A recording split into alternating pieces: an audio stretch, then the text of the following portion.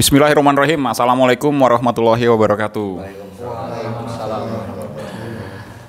Sekarang kita ngumpul lagi. Ada masih tim yang kemarin, gitu ya. Masih tim kemarin. Saya Pak Budi, tambah lagi bintang tamu yang nggak ada habisnya nih pengalamannya Pak Ruby. Ditambah lagi ada mahasiswa geodesi. Ada 4 orang mahasiswa geodesi, calon pemimpin bangsa, ya. Nah, kita pengen ngangkat topik mengenai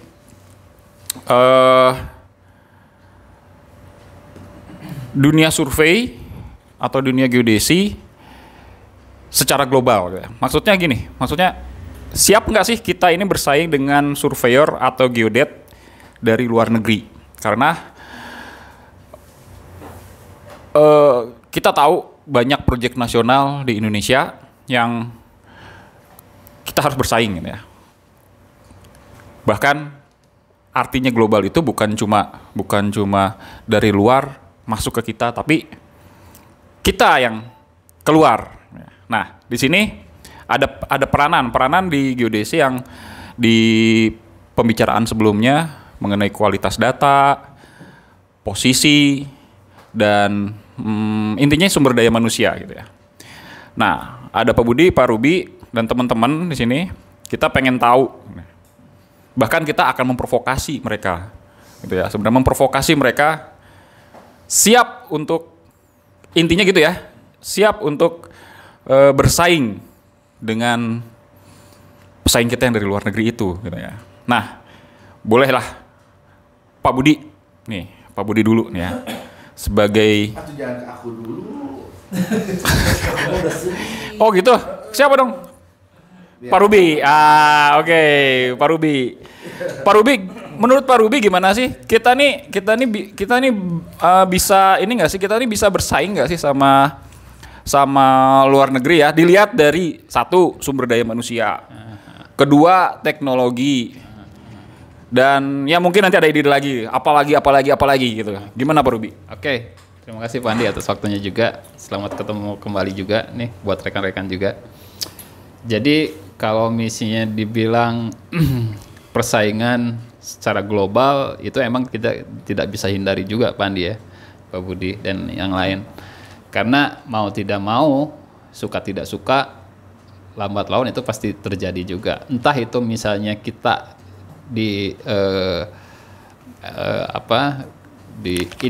intervensi ke sini atau misalnya mereka ke sini gitu ya, atau misalnya kita yang ke luar negeri gitu ya. Itu lambat laun ya seperti yang konten sebelumnya Pak Andi dengan Bung Making gitu ya kemarin, salah satu contohnya yaitu harus siap gitu ya, karena kalau tidak kita kelibas dengan yang lain, terutama mungkin persepsi orang selama ini bahwa terutama di negara kita ya, persepsinya kan kalau misalnya di luar negeri mereka akan lebih canggih gitu ya, terus mereka akan lebih hebat tapi menurut saya sih kalau hebat, karena ilmu yang geodesi pemetaan sendiri mau di dunia belahan manapun kayaknya sama-sama aja, yang dipelajarinya itu aja sebetulnya gitu ya. Entah itu misalnya dari segi topografi, batimetri, ataupun misalnya indraja gitu ya, survei udara, ya itu aja sebetulnya teorinya, atau misalnya ya yang mereka pelajari sama dengan yang kita pelajari, saya yakini itu. Karena buku-buku yang kita pelajari dulu pun gitu di kuliah, ada beberapa sumbernya juga kan dari luar juga gitu ya, dan itu berlaku internasional. Nah, jadi saya pikir tidak ada alasan juga kita untuk minder juga gitu loh. Jadi sorry saya putus. Jadi menurut Pak Ruby gimana? Menurut Pak Ruby kita nih siap nggak sih? Nah, itu harus siap. Nah, kalau harus siap berarti kan harus siap. Itu kan berarti kalau kata harus siap itu kan berarti ada sisi ada sisi nih ya, ada sisi pandangan Pak Ruby yang ini ada yang nggak siapnya nih. Nah, kayak gitulah. Nah, itu gimana? Karena jawaban Pak Ruby harus siap loh. Biasanya yang terkendala kita adalah di komunikasi. Contohnya? Bahasa. Ya. Biasanya kita tidak terlalu pede kita dengan menggunakan bahasa asing, terutama Inggris gitu ya. Padahal kalau misalnya kita basic, kita tahu basicnya gitu. Cuman untuk mengungkapkan itu yang biasanya agak sedikit kurang pede. Berarti salah satunya adalah bahasa. Dan itu juga kayaknya salah satu dan jadi salah satu yang penting justru ya. Salah satu yang penting karena maksud baik kalau misalnya penyampaiannya salah gitu ya, itu bisa jadi salah juga penafsirannya gitu loh. Nah, tapi kan gini, problem bahasa. Kalau kita bilang problem bahasa kan sebetulnya belum tentu juga bahwa kita nih yang bermasalah dengan bahasa. Contohnya ya, karena di sini masalah salah satunya adalah komunikasi tadi dibilang itu kan. Contohnya gini, kalau misalkan ada gitu ya, ada dari luar negeri masuk kita, kan kita tahu dong bahasa internasional itu bahasa Inggris, ya kan. Permasalahannya sekarang kalau misalkan yang dari luar masuk ke sini, bahasa Inggrisnya juga nggak bisa. Nah, itu gimana itu problemnya? Jadi kalau misalnya itu kuadrat jadi. Iya kan, banyak sebetulnya saya beberapa kali bekerja sama dengan tenaga misalnya dari salah satunya dari Cina, dari Jepang gitu ya. Jepang bahasa Inggrisnya juga belepotan, Cina apalagi ada beberapa juga yang ya sama sekali tidak menguasai juga bahasa Inggris gitu. Iya. Nah, itu yang sangat repot gitu untuk bekerja sama terutama gitu ya, karena pasti kalaupun misalnya taruhlah mungkin dari sekarang gitu ya, kalau misalnya dia project dari negara A gitu ya, banyak sekali sekarang yang ditempati posisi-posisi tertentu oleh orang dari negaranya. Ya kan gitu. Nah, kita jarang juga gitu, ada beberapa juga yang emang posisinya dikendalikan dari manajemen, misalnya dipegang oleh kita gitu ya, tapi kebanyakan mungkin mereka yang pegang manajemen. Nah, kita sebagai tenaga ahli misalnya dari geodesi menjelaskan sesuatu metode misalnya dengan ke manajemen gitu kan, atau misalnya pokoknya dengan, dan dia tidak bisa juga untuk berbahasa Inggris. Nah, itu yang biasanya itu yang ada salah paham lah. Oke. Gak connect jadinya. Iya. Dan kalau pengetahuan saya gitu ya, kalau misalnya kita bekerja misalnya di luar negeri misalnya, dituntut bahasa Inggris ya nggak fasih-fasih amat, tapi harus mutlak bisa dong ya kan, gitu karena bahasa Inggris persyaratannya kan gitu ya. Nah, di kita kenapa nggak diberlakukan hal yang sama gitu loh Pak Budi? Apakah emang itu diberlakukan tapi dilanggar dengan, atau misalnya ada keputusan lain, atau misalnya urgensi yang lain? Saya kira kalau urgensi yang lain nggak ada yang urgent, artinya tenaga ahli apa yang emang kita nggak ada di sini gitu loh. Kenapa mesti dipaksakan gitu loh? Iya kan? Kan gitu. Tapi kan sekarang setahu saya sekarang ini kan kalau yang lulusan sekarang ini dia harus lulus dengan TOEFL sekian gitu kan. Nah, sebenarnya itu membantu, menurut Pak Budi itu gimana, itu membantu nggak? Pak Budi? maaf sorry Pak Budi. Pak Budi. Maksudnya tanggung ya. Itu jadinya terlanjur ya. Ya udah, nggak apa-apa. Ya udah nggak apa-apa ke Pak Budi aja. Ambil aja. Padahal ada tema lain Pak, yang saya tanya ke Pak Budi, tapi nggak apa-apa, jadi Pak Budi bisa jawab dua. Oke. Jam 11. Maklum, syuting jam 11 jadi malam. Sebenarnya gini, untuk jadi persyaratan kelulusan menggunakan TOEFL itu benar sebenarnya untuk istilahnya istilahnya tingkatan kita untuk menguasai suatu bahasa kan. Nah, itu makanya kalau kita sebagai bahasa keduanya itu adalah untuk internasional bahasa Inggris, makanya ada persyaratan TOEFL harus sekian. Tapi kenyataannya sebenarnya gini, kan saya pernah ngalamin juga waktu di perusahaan asing ya. Pak Budi, sorry, mic-nya agak dikit. Oh iya, Deket. perusahaan asing pada waktu itu saya di Garut ya, di Darajat.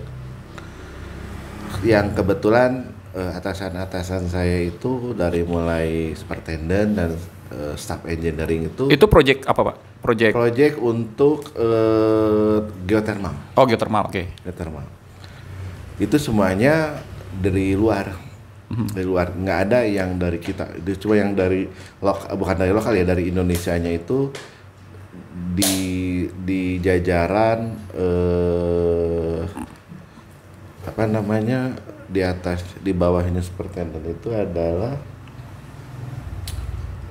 tadi saya lupa apa aja sih posisi itu, superintendent. Oke Pak, jangan terlalu pikir Ya. keras, nanti stroke Pak. Oke. Saya takut. Itu aja posisinya ya. Pokoknya posisi itu di bawah superintendent. Superintendent. Kita ngomongin masa superintendent aja. Saya lupa posisinya Iya. itu apa. Sebenarnya udah ada dalam dah, cuman tahu-tahu hilang itu ya biasa. Faktor usia itu Pak. Ya benar, faktor usia. Istilahnya PDI. Apa itu? Pengurangan daya ingat.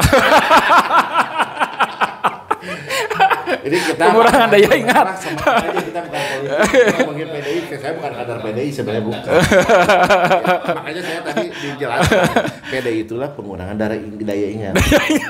Dilihat dari uban udah banyak. Ya biar kita tidak terlalu stres ya. Supervisi. Oh, supervisor. Makanya jadi ingat kan? Nah, itu. Oke. Jadi jajarannya supervisi itu dari kita. Kemudian, nah kebanyakan kita kalau waktu itu di perusahaan itu si surveyor akan lebih banyak karena dalam satu area itu ada satu superintendent,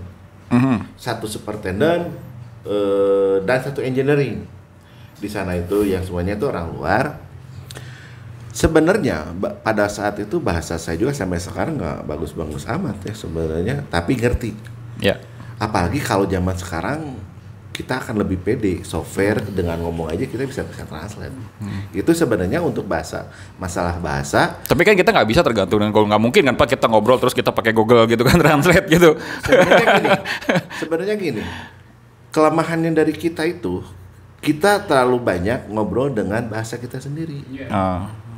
Sebenarnya, tapi kalau kita dipaksa dan kitanya pede dengan bantuan itu akan istilahnya bantuan yang tidak istilahnya belajar sambil berjalan, tapi tidak dengan guru, tapi dengan gadget ya.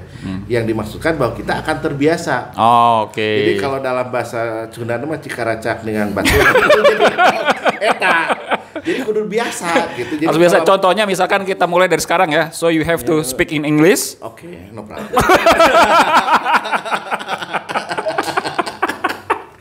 Ya kayak gitu aja. Iya. Masalahnya dulu juga ya pengalaman saya ya. Jadi kayak kadang-kadang saya dulu tuh ada namanya Mr. X ya. Saya itu kalau pagi-pagi Mr. X, today we can do gitu kan, maksudnya padahal kalau secara itu kaku kan sebenarnya. Yeah. Kaku itu. Tapi dia ngerti. Jadi jangan takut, istilahnya kita harus pede juga bahwa mereka itu mengerti. Dan sebenarnya kalau kita bergaul dengan orang-orang yang istilahnya mereka juga akan mengajarkan yang benar. Nah, itulah yang pertama dengan bantuan gadget itu sebagai langkah awal ya. Untuk latihan maksudnya gadget itu ya. Juga. Jadi kita langsung bertatap muka dengan mereka. Oke. Bantu dengan itu mereka juga pasti ngerti. Mereka pasti ngerti. Tapi kelamaan kita itu sudah tidak memerlukan itu karena kita terbiasa. Oke. Yang batu lalu jadi legok. Ya, jangan sampai jadi ngahulang, ngajentul, teman di mandi, gara-gara mikiran bahasa. Oke. Itu untuk komunikasi ya. Kita itu. Belum. Pak Budi dulu. Ini masuk nih. Karena tadi saya sebenarnya save by the bell Pak Ruby itu kan. Perjawabannya belum jelas. Karena saya salah menyebutkan nama ya sudah gitu kan, nggak apa-apa lah, bonus lah. Nah itu tadi salah satu faktor adalah komunikasi ya.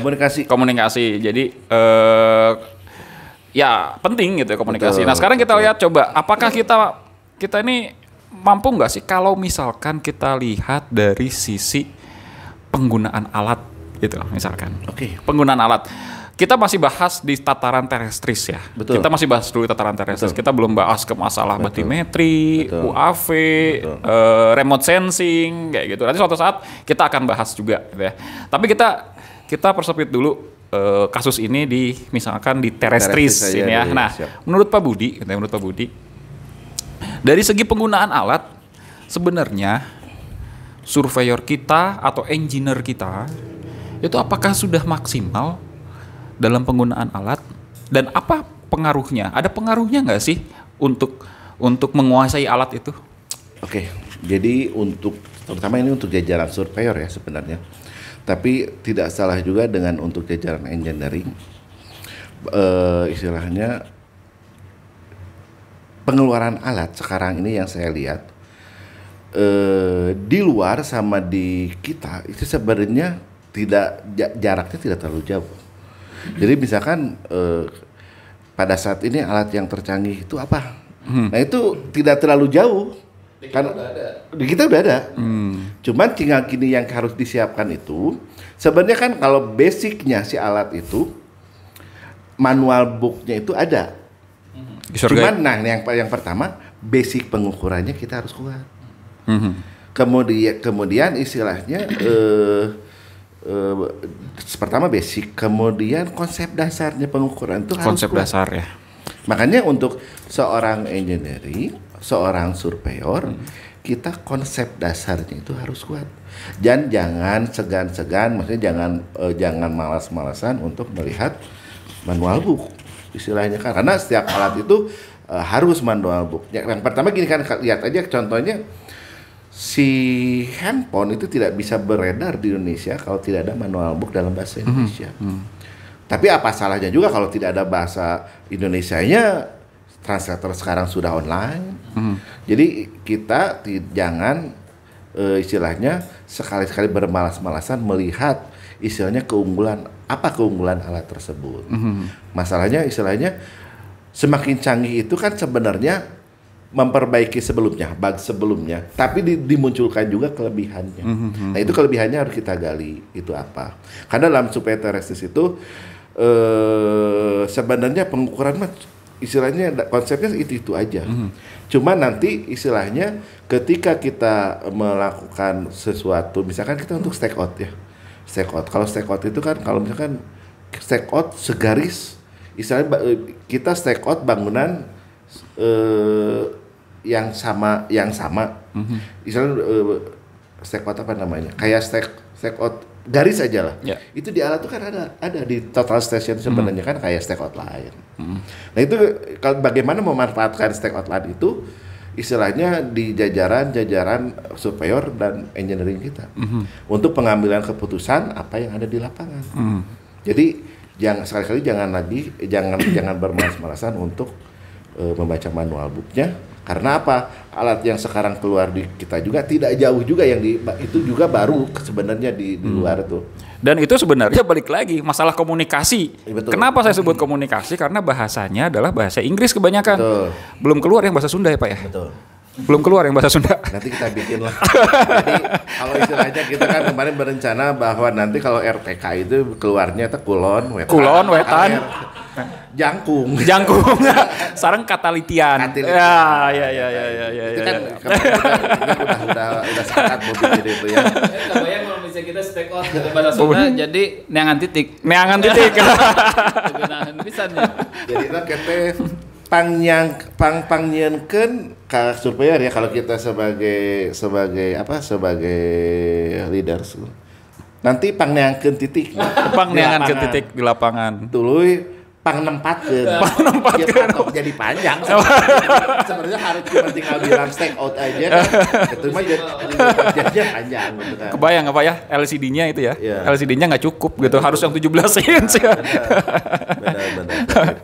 Oke, jadi ada dua tadi itu ya mengenai itu. Satu komunikasi, yang keduanya itu adalah penggunaan alat tadi ya. Jadi penggunaan alat itu harus maksimal. Betul. Gitu ya, betul ya. Betul. Nah, saya mau beralih nih sekarang ke teman-teman yang masih kuliah. Calon engineer nih. Nah, kedepannya mungkin akan lebih hebat. Amin. Teknologi ya. Harus dong, harus lebih hebat. Harus lebih hebat. Teknologi itu Harus lebih hebat. Nah, saya pengen tahu gitu ya, pengen tahu dari teman-teman gimana sih cara kalian untuk menghadapi ini gitu loh. Siapa? Biar kepancing ya. Saya izin ya. Boleh nggak saya kasih hadiah? Oke. Boleh ya? Kebenaran ada kunci mobil di sini.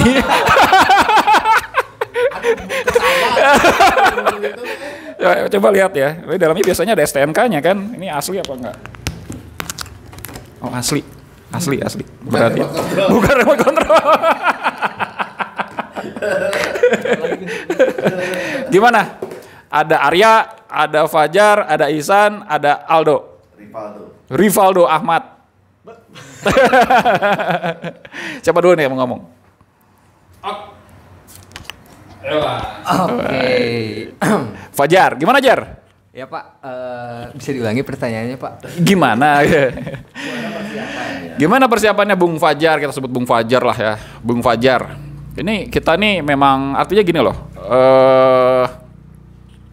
Saya suka bahkan sampai sekarang tuh saya masih ada di grup email ya. Grup email itu isinya surveyor semua. Iya. Nah, itu mereka itu kalau bahasa sekarang tuh TikTok gitu ya, mencari informasi itu TikTok how to itu banyak sekali, tapi jarang dari Indonesia. Ya, termasuk saya memang gitu. Jadi saya cuma baca, pernah sih beberapa kali nanya gimana cara ini, gimana cara itu gitu ya. Nah, menurut kalian, berarti itu kan dari diskusi itu kan kelihatan gitu ya, kelihatan bahwa di luar negeri ini udah sampai sini gitu. Sementara kita masih pakai total station aja ada masih dicatat gitu kan. Itu problem itu kan ya. Nah, menurut kalian gitu ya, menurut kalian sebagai calon engineer gitu ya. Apalagi kalau udah tingkat 2, udah setengah engineer. Sudah. Gimana? Ya, kalau menurut saya pribadi gitu ya, buat kemajuan dari teknologi sekarang di bidang pengukuran gitu ya. Intinya bagi kita generasi muda, khususnya generasi milenial. Nah, milenial. Nah, kita tuh harus follow the trend. Maksudnya? Artinya apa itu? Ngikutin kereta. Bukan. Itu bukan pengukuran double track ya? Bukan gitu. Jadi kita harus ngikutin apa sih yang seharusnya dilakukan sama kemajuan teknologi. Seiring berkembangnya teknologi, kita juga harus bisa mengikuti bagaimanapun caranya. Itu tuh ibarat kita tuh dipaksa dituntut buat ngikutin kemajuan teknologi itu.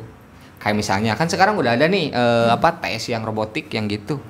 Saya sendiri juga belum pernah pakai. Tapi kalau misalnya harus disuruh ketika ikut project disuruh ngukur itu, mau nggak mau ya harus siap-siap aja gitu.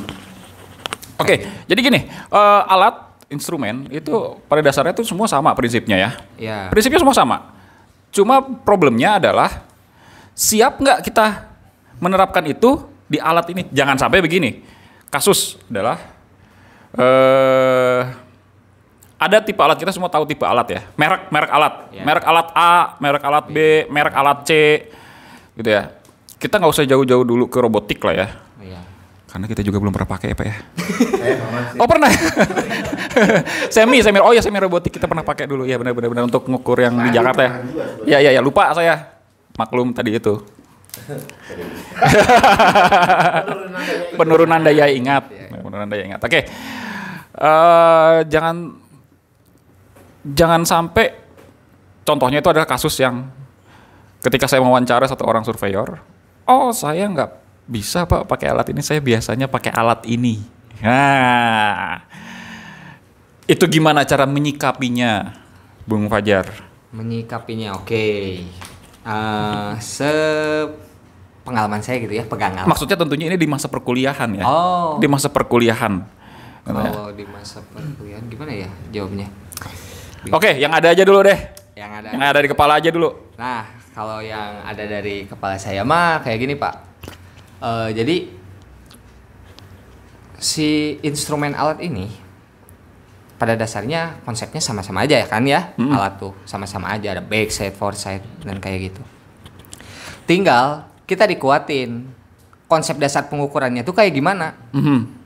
Bangunan kalau pondasinya nggak kuat bisa-bisa roboh, benar nggak? Betul. Nah, ngukur juga kalau mau benar ya ke dasarnya, dasar ngukurnya juga harus kuat lah. Oh, berat ini jawabannya Kayak ini. gitu. Berat ini jawabannya ini. Berat Gitu, ini. Pak. Ya, oke. Iya. Terus? Iya, gitu. Oke. Artinya gini, mungkin kalau saya lebih spesifik. Sebenarnya konyol nggak sih jika salah backside? Konsep dasar. Iya. Konsep dasar loh itu. Konyol lah. Konyol, apa konyolnya? Ya konyol lah. Kalau misalnya salah backside, ya kesananya juga salah dong. Iya, oke, betul. Iya, orientasinya Konsep salah. salahnya backside. Nah, menyikapi Anda, Bung Fajar ini, anggaplah Bung Fajar ini punya tim di bawahnya gitu ya. Punya tim nih. Punya tim. Jadi yang bicarakan sama saya dengan Pak Budi antara chief surveyor, asisten. Karena ada beberapa tim nih, ya kan? Nah, ada satu dia backside salah gitu. Misalkan gitu, backside salah. Yang paling menurut bagaimana Anda menyikapi itu gitu loh. Menanganinya. Apa yang harus dicek dulu? Ada suatu pengukuran dia udah panjang ya, poligon aja kita menganggap pengukuran poligon. Kemudian setelah dicek backside-nya itu salah. Nah itu teh bagaimana menyikapinya, bagaimana menanganinya, bagaimana melihat masalah tersebut gitu. Ya mungkin gitu ya Mani. Iya, betul. Nah, bukan ujian, bukan ujian. Ini ngobrol santai. Kayak ujian. Ngobrol santai sebenarnya kita itu ingin memberikan. Jadi gini, sebenarnya kita ya, maksudnya kita yang sudah biasa nih, yang sudah putih, Berbaju merah.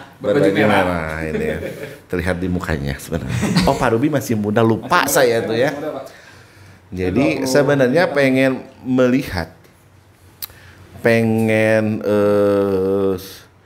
kan sebenarnya dulu itu kita punya harapan ya, punya harapan sampai sejauh mana ketika kita memimpin suatu tim, ketika kita mengorganisir suatu tim pekerjaan harus seperti apa.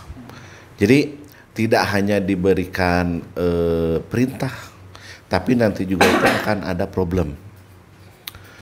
Sebenarnya kalau saya paling senangnya gini, ketika tim itu aman, saya akan kasih masalah. Jadi itu adalah istilahnya menimbulkan suatu chaos, di mana si pemecahan masalahnya yang harus diselesaikan sama tim tersebut. Kenapa nggak bagus juga semua tahun kalau menurut saya ya, tidak ada pembelajaran. Nah ini jadinya kesiapan sebagai teman-teman nih sejauh mana mempersiapkan itu untuk mengatasi masalahnya. Ini yang ditanya sama Pak Andi ini udah lebih ke teknis. Baru ke teknis, bukan lebih ke teknis, baru ke teknis. Baru ke teknis karena permasalahan-permasalahan nanti seorang engineering, seorang leader, seorang chiefs itu seperti yang kemarin dibilang di konten sebelumnya, tidak hanya di teknis. Makanya seorang leaders dan chief itu dari mulai ukuran linear sampai harga-harga cekek juga harus tahu. Nah itu, jadi istilahnya pembekalannya ini Maya, pembekalan terhadap teman-teman begitu. Mangga. Gimana? Selesaikan. Oh iya. Enggak apa-apa. Oke.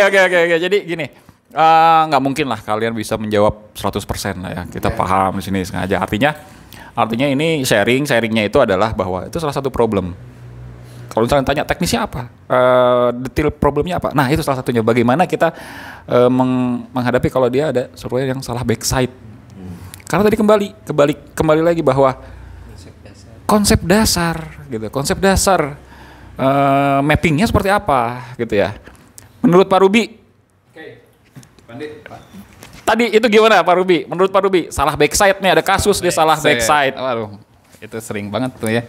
Artinya pertama emang itu yang awal-awal yang kemarin ya, yang sebelumnya kita bahas juga gitu lah. Artinya kenapa kita mesti yang di-record gitu ya adalah raw data, Pak.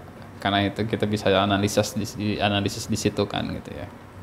Karena kalau misalnya ada salah backset tentu begitu dia ada perbedaan jarak lah nanti ya.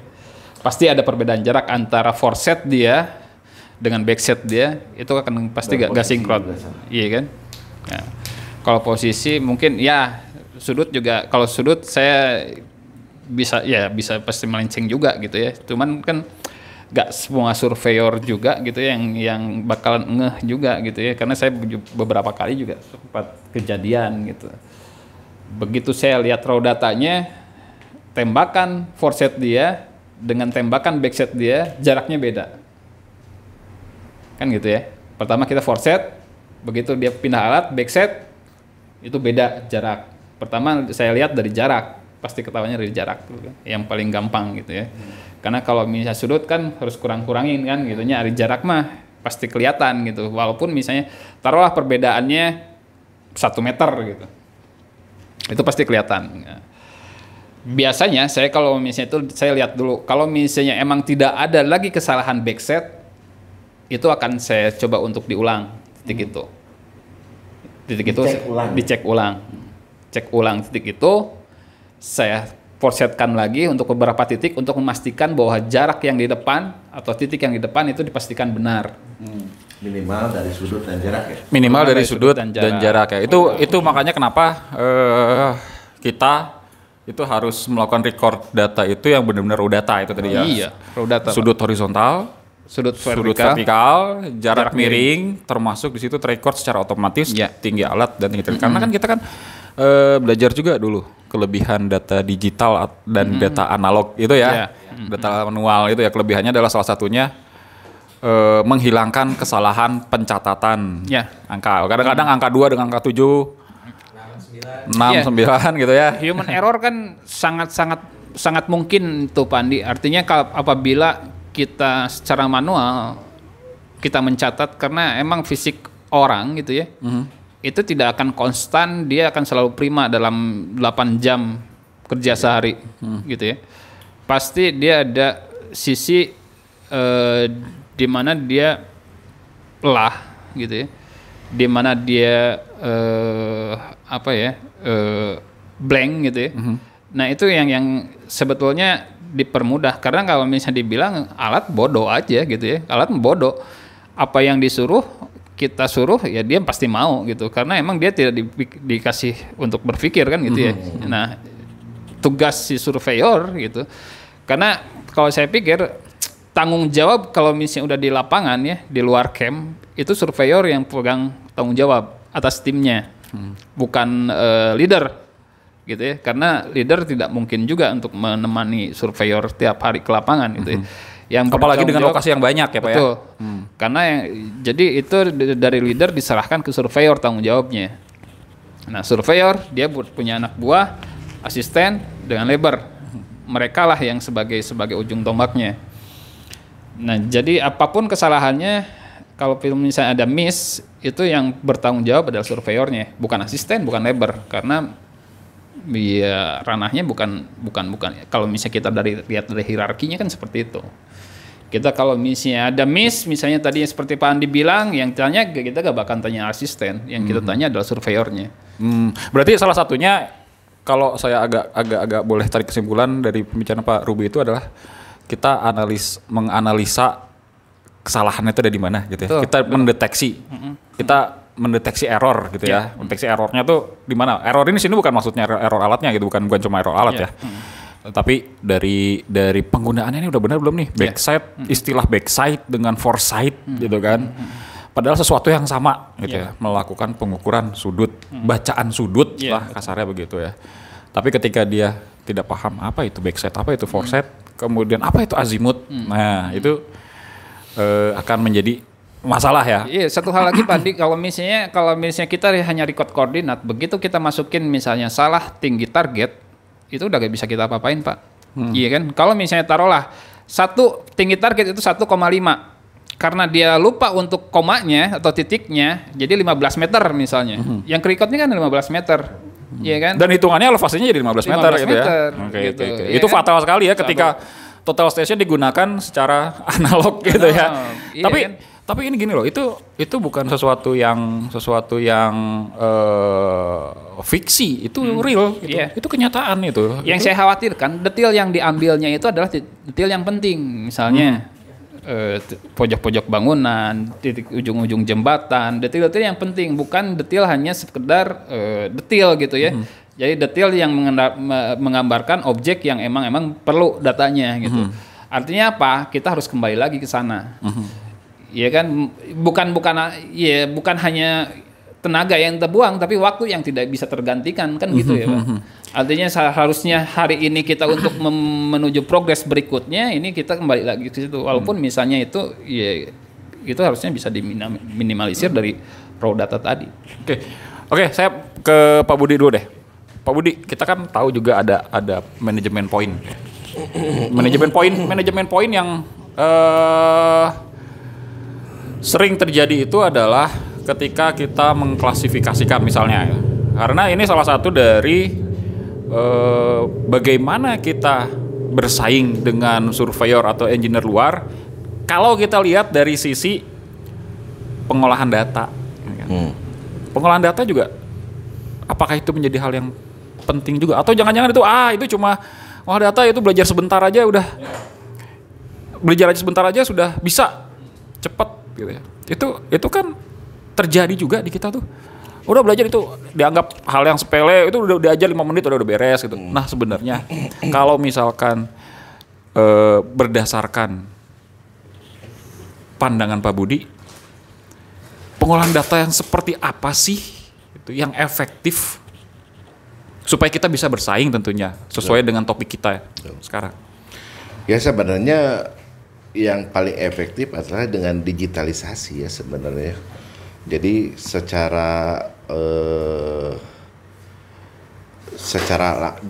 maksudnya digitalisasi itu gini. Jadi connect dari ketika kita pengukuran raw data yang kita dapatkan kemudian kita transfer melalui komputer. Ya ini kita istilahnya kalau udah ngomongin masalah digitalisasi udah pasti ada komputer ya. Jadi murni langsung dari pengambilan data oleh total station, kemudian secara transfernya langsung ke dalam komputer, kemudian download, kemudian pengolahannya juga secara software. Nah, sekarang gini. Kalau di kita sebenarnya musimnya tren ya. Jadi trennya gini. Misalkan instansi anu menggunakan software anu. Jadi kita tren gitu. Jadi kita itu istilahnya kita itu terninabobokan dengan tren tersebut. Padahal kalau kita membuka mata, membuka telinga dan pikiran secara benar, ya istilahnya itu terlalu romantis kalau saya bilang dan membuka hati gitu Pak. Kita bisa membuka pengetahuan di luar, istilahnya rajin belajar, rajin berselancar. Itu software apa aja sih yang sebenarnya digunakan di luar. Nah sebenarnya seperti Pak Andi tadi bilang, kita ada komunitasnya ya. Ada komunitasnya software apa aja yang sekarang lagi dipakai di luar gitu. Kemudian pengolahan secara terestrisnya software apa yang digunakan. Itu kan otomatis dengan begitu baik secara plotting dan akurasinya itu bisa langsung diolah. Makanya ada syarat-syarat tertentu dari surveyor kapan data tersebut kita bisa olah, kapan data tersebut kita bisa hold untuk diolah. Contohnya, ketika kita melakukan pengukuran poligon, apakah poligon itu sudah bisa dijas? Yang pertama. Yang kedua, kalau masih ngegantung ngapain juga. Tapi tetap secara plotting tiap hari itu harus. Sebagai progres ya. Pertama sebagai perhitungan progres, kedua juga sebenarnya bukan itu sih. Kalau progres itu nomor 2 sebenarnya. Yang pertama sebagai pengecekan apakah arah pengukuran kita itu udah benar atau belum. Ya. Balik lagi ke tadi. Apa itu masalah backset? Istilahnya kalau dalam bahasa kita sering ngababuk tuh si ukuran surveyor tadi itu. Ini sebagai teman-teman yang nantinya bakal jadi leaders ya. Progres itu harus tetap kita lihat setiap hari. Bagaimana kita istilahnya menampilkan progres setiap hari ya karena ada software. Jadi yang tadinya manual sekarang kita meningkatkan menjadi digital. Nah, si digital itu juga tapi kita harus tahu apakah si softwarenya itu sudah benarkah atau kita tahu sih istilahnya prosesnya itu apakah misalnya kalau dalam proses adjustment ada kalau di Excel itu kan pivot, misalkan kalau di software itu kan nanti itu dijelaskan ada pakai least square. Sebenarnya body juga ada gitu kan.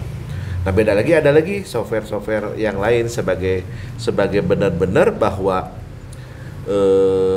hasil pengukuran kita itu ditampilkan langsung poin-poin kita itu secara 3 dimensi. Makanya tadi untuk mengeliminir kesalahan ketika kita memasukkan salah tinggi alat. Kelihatan bahwa ketika kita kan sebenarnya si surveyor itu sebenarnya kalau saya paling senang itu dia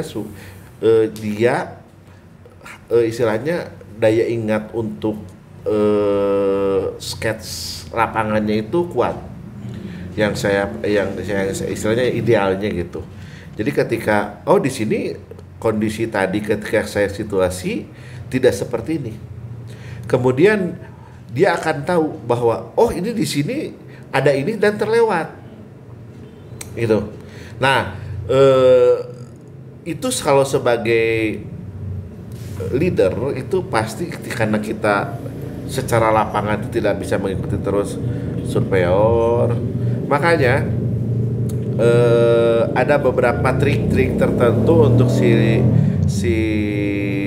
leaders itu untuk mengetahui keseluruhan area pengukuran secara global.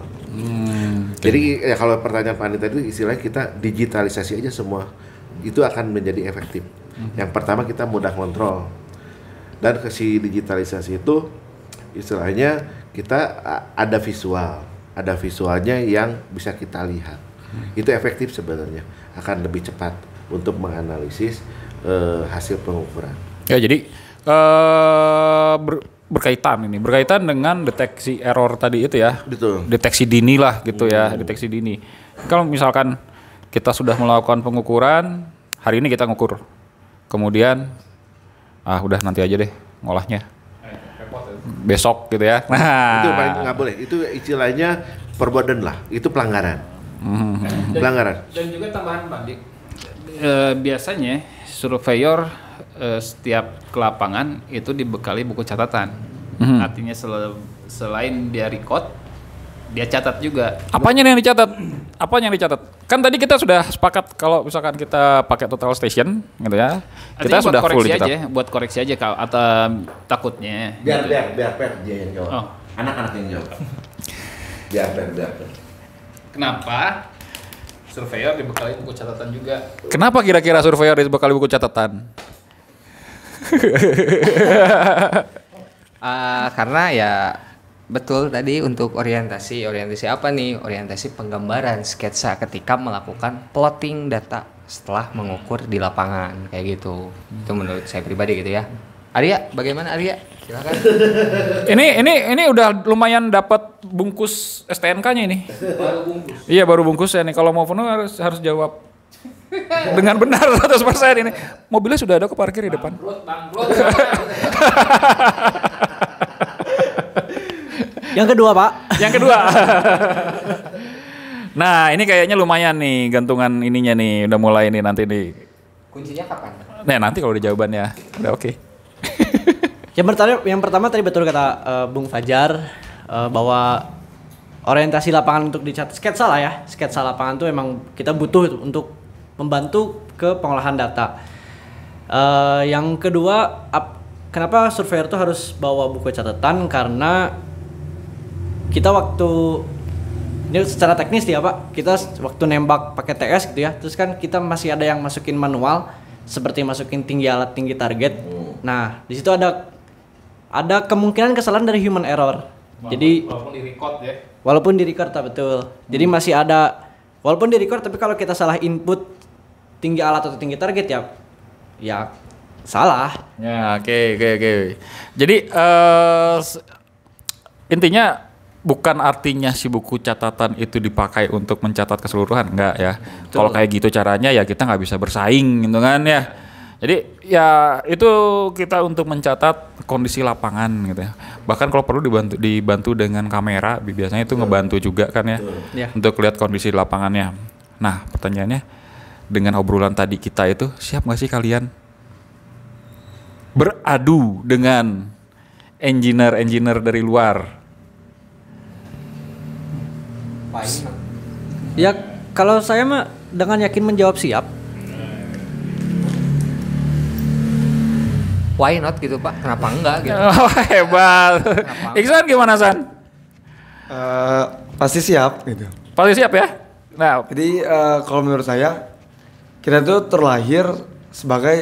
kita terlahir dari persaingan. Kita lahir untuk bersaing sesama individu atau sesama yang lain. Jadi kalau ada persaingan, kenapa harus lari gitu? Kita harus dihadapi gitu. Menurut saya seperti itu. menurut Bung Aldo?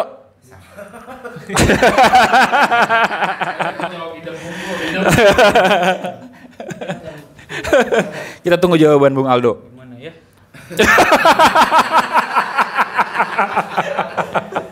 Jadi aku mau ngomongnya kekurangannya gitu sekarang. Oke. Gimana Bung Aldo? Kan kita tuh Bisa bersaing, dideketin dulu mic. kan bersaing gitu ya. Tapi apakah lingkungannya juga akan mengikuti gitu? Maksudnya?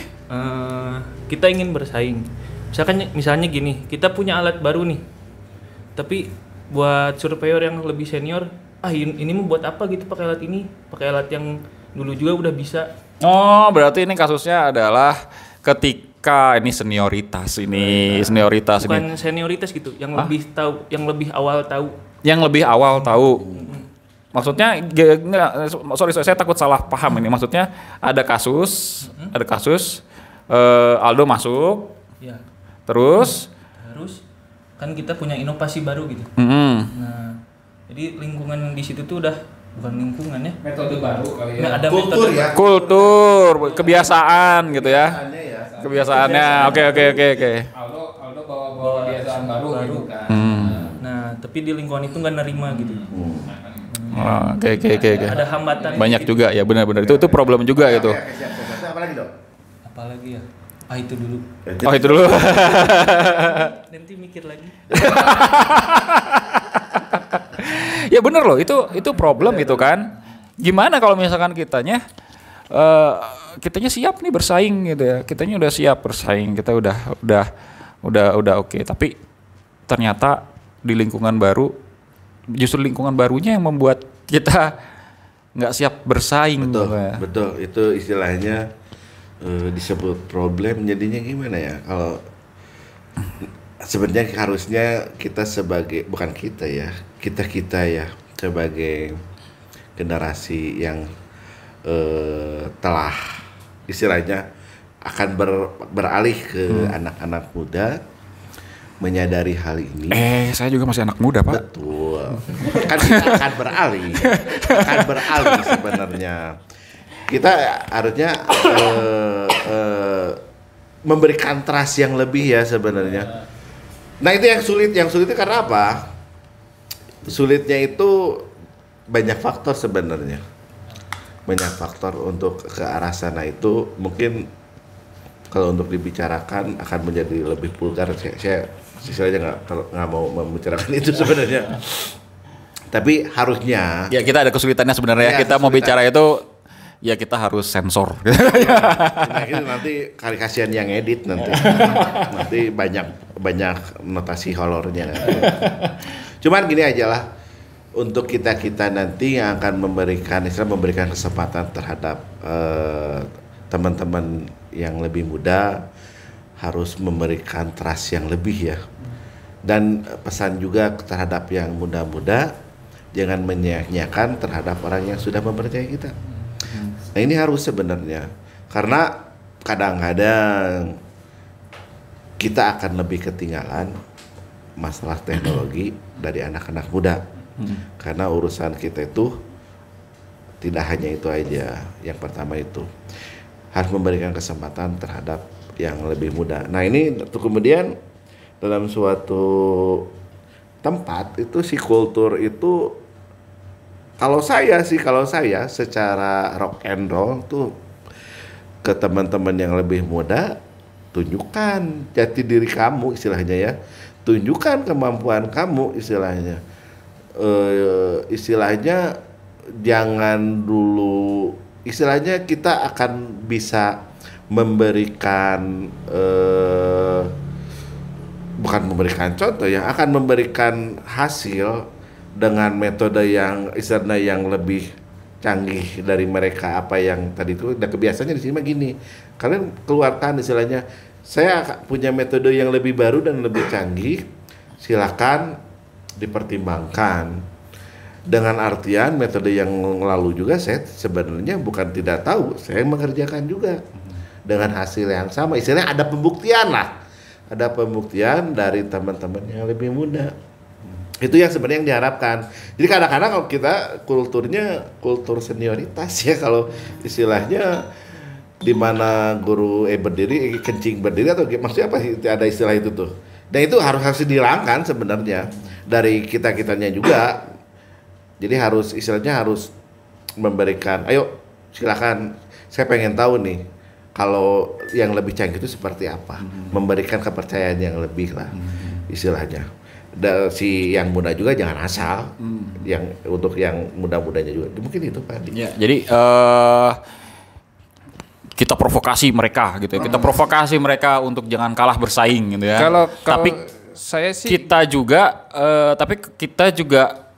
nggak boleh membiarkan mereka seperti anak ayam yang kehilangan induknya, gitu mungkin ya. Gimana? Layangan yang ditarik kapakan. Orang layangan kapakan. Apa itu masih sampai sekarang saya masih bingung bahasa Indonesianya apa itu? Saya cari di vocab itu juga Nggak ada. lost bahasa. Coba kalau misalkan kita coba translate dulu ke bahasa Jerman, mungkin ada mungkinnya kapakan dalam bahasa Jerman itu apa? Jadi seperti anak ayam yang kehilangan induknya itu. Oke, itulah kapakan. Gimana Pak Ruby? Kalau saya sih berpikir di apa sudut pandang yang lain gitu ya. Artinya gini, kalau misalnya permasalahan tadi dari Edo tadi misalnya, kita coba lihat dulu kulturnya tuh apakah emang dia lebih baik dengan metode yang kita biasa pakai gitu ya, atau misalnya dia lebih lebih ketinggalan gitu ya. Artinya gini, kalaupun misalnya emang itu lebih baik dengan metode yang kita pakai, lebih efektif misalnya ya, dari segi mulai waktu pengerjaan misalnya, atau tidak ada salahnya juga untuk kita belajar juga kan gitu ya. Harusnya seperti itu sih. Iya kan? Ya. Kecuali ataupun misalnya dia di bawah misalnya ya, artinya wah lebih lama nih ternyata metode kita lebih cepat. Saya yakin suatu hari ada kesempatan buat kita untuk menunjukkan bahwa metode kita lebih efektif. Nah itu masalah efektivitas. Ada waktu gitu loh, ada waktu. Mungkin begitu kita datang bergabung, mau tidak mau kita mesti ngikutin gitu ya, alurnya istilahnya adaptasi, ikutin alur. Jangan terlalu di depan dulu ya. Artinya kita perhatikan dulu aja ya, kita ikutin aja. Istilahnya tong hareup teuing Kalau tong payun teuing ya. Gitu. Tapi pasti ada momen gitu ya. Ada momen di mana kita akan bisa karena untuk merubah semuanya kayaknya agak sedikit sulit gitu ya. Tapi ada momen di mana mereka akan melihat, wah ternyata metode kita lebih efektif, lebih minimalisir kesalahan gitu ya. Itu kan yang diperlukan sebetulnya dari suatu metode pembaruan metode itu lebih kecil, minimalisir kesalahan biarpun misalnya itu human error, alat tools gitu ya, atau misalnya kesalahan yang lainnya itu kan sebetulnya di situ aja sebetulnya. Jadi coba aja kalau misalnya emang ini nanti di depan misalnya masuk ke sebuah instansi atau misalnya suatu lingkungan gitu ya, di mana emang kita belum pernah sebelumnya untuk wah ini mah baru buat saya nih, jangan terlalu berkecil hati dulu, ya kan? Siapa tahu nanti kedepannya saya kira nggak akan lama lah kalau misalnya emang adaptasinya nggak akan terlalu lama kalau misalnya kita emang terbiasa di bidang itu gitu. Seminggu 2 minggu saya kira misalnya udah lost. Tapi kalau misalnya emang memaksakan kita untuk memaksakan metode sementara mereka tidak terima juga, itu juga sulit juga kita untuk ngeblend gitu dengan tim. Istilahnya mah ulah patugang-tugang ya. Nah, eta. Ulah paheura-seura saya. Patugang-tugang. Kayak saya cari lagi kamusnya edan ya. PR loba pisan. Enggak, masalahnya kan tadi ini bahasa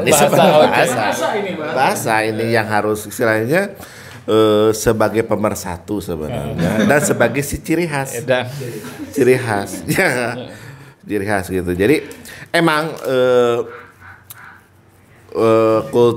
kultur di kita tuh sebenarnya ada yang istilah bahasa Sunda lagi dia adat kakurung ku ika, lain ku ika. Nah, kan hese lah kalau adat udah kakurung ku ika ya. Kalau sama iga masih nggak apa-apa. Nah itu jadi yang harus kita rubah. Makanya saran saya sih ke teman-teman yang lebih muda nu edankeun we lah kemampuannya gitu. Dari kita mah sebenarnya ya sangat harapannya itu mah harapan kita gitu ya, harapan kita tuh untuk kedepannya teman-teman yang muda itu istilahnya canggih, modern, edan lah gitu. Karena kalau misalnya saya perhatiin gitu ya, perkembangan justru lebih cepat gitu ya di softwarenya, justru software drawingnya gitu ya. Perkembangan cepat tuh artinya banyak sekali sekarang software drawing yang berkembang untuk pengolahan data topografi misalnya. Nah, dibanding metode pengukurannya sendiri gitu ya. Misalnya pengolahannya pakai Surfac atau misalnya pakai yang Civil 3D gitu. 3D gitu kan. Mainscape. Terus ada lagi MicroStation misalnya kan. Dan terus berkembang gitu. Jadi kalau misalnya itu aja sebetulnya yang menjadi perhatian kita kuasai di software gitu ya. Karena kalau surveyor geodet ya itu artinya perkembangan software itu harus sangat-sangat cepat. Iya. Berarti kan gini, apa namanya yang masuk itu artinya gini, geodesi itu kan mapping itu support untuk ilmu lain gitu ya. Misalkan dia untuk sipil, planologi, tambang gitu kan ya. Artinya kita nggak boleh kalah. Bukan cuma satu ilmu gitu ya. Iya. Jadi ketika kita pernah di Berau ya. Kita pernah di Berau. Itu ownernya dari luar negeri. Dan pada saat itu saya diadu dengan surveyor, ya ini real gitu ya, ini real. Dari luar, surveyor dari luar. Nah, pada saat itu dia menggunakan metode dia, saya menggunakan metode saya, dan alhamdulillahnya pada saat itu terbukti yang lebih efektif yang saya gunakan itu, gitu. Karena saya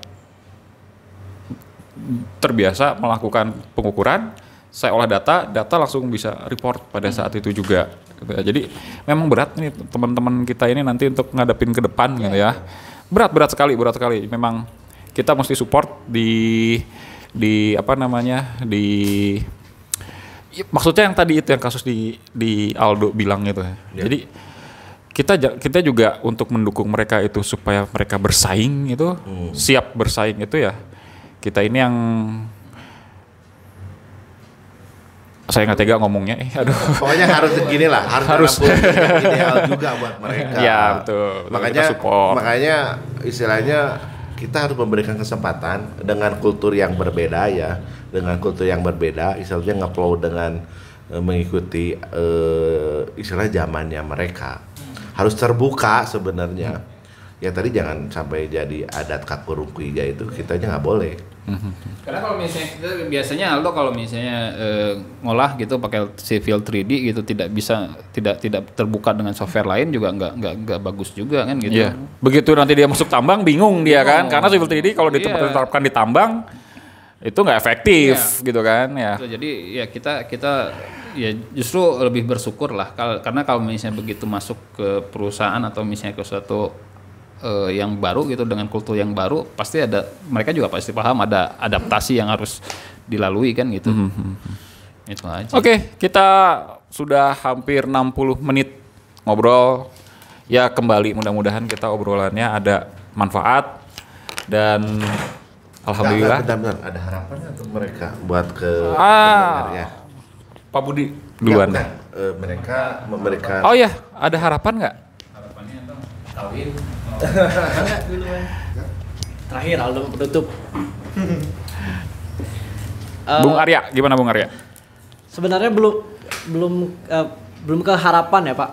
Tapi saya di sini coba buat yang ngerangkum saran-saran tadi gitu ya dari para bapak-bapak berbaju merah sekalian. Kan tadi sebenarnya topik pembahasan utamanya kan apakah kita siap bersaing dengan ya internasional gitu ataupun dengan yang lain ya bersaing lah. Yang saya tangkap nih ya Pak, di obrolan ini tuh pertama kita harus paham teknis konsep dasar itu paling penting. Tapi sebelumnya disclaimer dulu, ini saya ngomong untuk para sobat Matra. Ini saya ngomong bukan sosok mengajari tapi cuman menyimpulkan. Cari aman dia. Dan untuk diri saya sendiri juga pastinya, untuk sobat Matra dan sahabat Matra, saya minta maaf, disclaimer dulu. Lalu yang kedua saya tangkap ini ya, selain dari sisi teknisnya ada non teknis yang menurut saya juga penting. Seperti tadi contohnya kayak bahasa, kebiasaan komunikasi dan lain-lain. Atau saya menyimpulkannya itu pengembangan diri yang di soft skill dan attitude-nya juga Pak. Betul, attitude ya. Nah, ya seperti yang kasus Aldo tadi gitu, kita punya metode baru, datang ke lingkungan baru tapi lingkungannya tidak menerima, mungkinnya bisa dibilang gitu kan. Kita kan harus punya harus punya solusi dan penyikapan yang benar gitu untuk hal tersebut gitu ya. Nah, itu kan ada di attitude kita, ada di soft skill kita. Ya mungkin Bung Fajar bisa melanjutkan.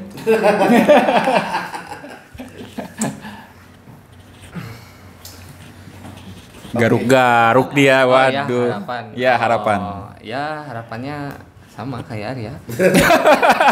Emang ngomongin harapan? Oh iya sama kayak Arya. Ya jadi sarannya ya khususnya buat yang tadi permasalahan Aldo gitu ya. Ya jadi kita sebagai jiwa-jiwa muda gitu ya yang punya inovasi metode-metode baru ya. Kalau bahasa Sunda, bahasa Jerman Pak Budi, kudu bisa mihapkeun awak heula kan. Gitu. Ya, balik lagi ke attitude yang tadi, bagaimana cara kita menyikapi di situ, jangan terlalu depan gitu ya. Jadi nanti juga kata Pak Ruby ada waktunya kan. Nah, kayak gitu. Itu salah satu trik untuk menghadapi teknologi kita bersaing gitu ya, bersaing. Kultur yang Ya. itu salah satu solusinya. Ya. Santuikeun lah. Ya. Iksan barangkali. Bung Iksan silakan. Kalau harapan saya sebagai anak muda, ya pandai-pandailah mempersiapkan diri kita sebelum nanti terjun ke dunia persaingan gitu. Jangan sampai saat persaingan kita nggak punya modal apa-apa. Jadi harapan saya sih kita sebagai warga anak muda Indonesia pandai-pandailah untuk mempersiapkan diri sebelum berperang. Cukup segitu. Lebih baik kalau di tentara itu lebih baik Lebih baik gugur di Kok salah gimana? Lebih baik gugur pertempuran. Itu dong, apa namanya? Lebih baik bercucur keringat di latihan daripada dicarikan di lapangan. Daripada dicarikan di lapangan. Oke, Aldo, gimana Dok? Ada harapan Dok untuk pertanyaan dia sendiri.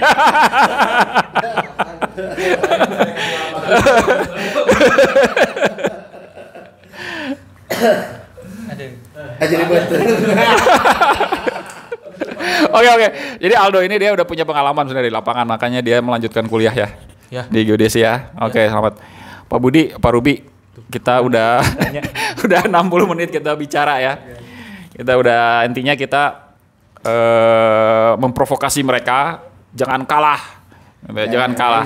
Bukan hanya mereka tapi yang lain. Yang lain juga ya. Jadi ya mereka perwakilan lah ya. Mereka jangan kalah dengan surveyor atau geodetic engineer dari luar ya. Tapi saya ada satu pesan terakhir untuk Bung Fajar. Titip salam buat Tidya. Terima kasih. Wassalamualaikum warahmatullahi wabarakatuh. Aku